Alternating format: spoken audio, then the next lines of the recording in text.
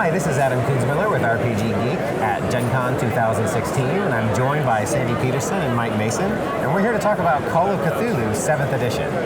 So what have you guys done with the 7th edition?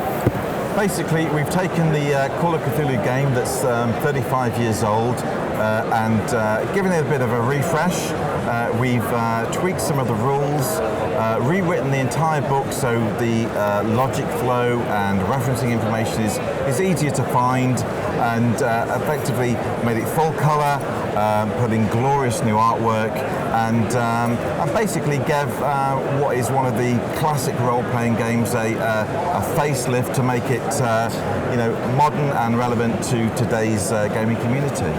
And what do you think people who are diehard fans of the system will notice most about this edition? They'll notice there are a few little tweaks to the rules, which help to streamline play and also provide the games masters with actually more a toolkit kind of approach, more optional rules, more ways to actually tailor the game to their specific requirements. Here's a case in point, for example. In Call of Cthulhu, from the start, there's always been cases where you're being chased. And the game really had no way, and I'm the author of the original game, had no way of resolving the chases except like hoping for the best, maybe some die rolls. There was no rules for being chased and getting away. And here's a whole chapter on how to be chased and how to escape the chase. For instance. I mean, Call of Cthulhu, as you know, is a game where insanity and death of characters is fairly a common occurrence. So actually going into combat is not always a great option for characters. Sure. And chases are, running away from the horror is more likely a survivable option. But those sort of rules, and we've also introduced a rule that's called pushing, where you can actually have a second attempt at the skill roll, but you must justify why you're having the second attempt. And if you fail that second attempt, these consequences of failure are that much worse than if you'd have just failed. So again, that kind of plays to the concept of the game that it's a horror game. And so actually pushing a roll is actually a chance to push the horror. So little rules, tweaks here and there that actually streamline things, give the keeper more of a toolkit approach, and hopefully make the game as fun and as popular as ever it has been. And it looks like we have some other materials here too. So we have the Investigator's Handbook. What's that contain? Yeah, well, everything you need to play the game is in the keeper rulebook. However, this is an additional supplement that provides information and expanded character generation and information about the 1920s and 30s America setting. There's also guidance on running an investigation, and also information about player organizations that your investigators can belong to, like the Miskatonic Paranormal Research Society. So that provides a lot of player-aimed reference material and additional and optional rules.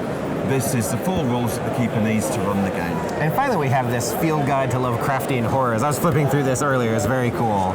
Kind of run through what this is.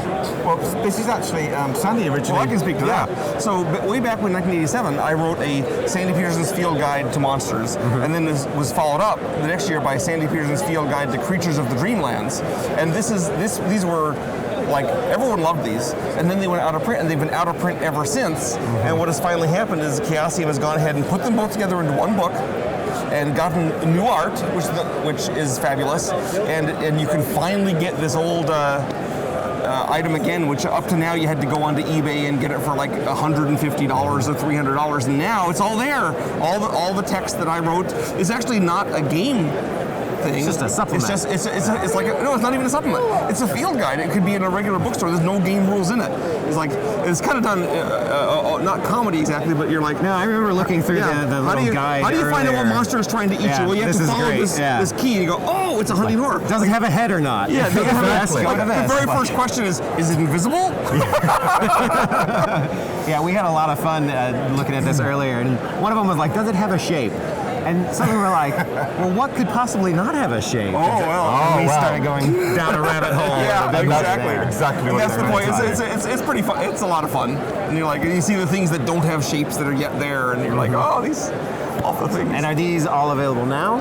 Yeah, they're all on sale now, and they'll be in gaming stores within a couple of weeks. Great. And although he brought a softcover investigator handbook and a softcover field guide, they're hardcover ones. So the standard is hardcover. Oh, okay. They'll all be hardcover in the gaming store. Gotcha.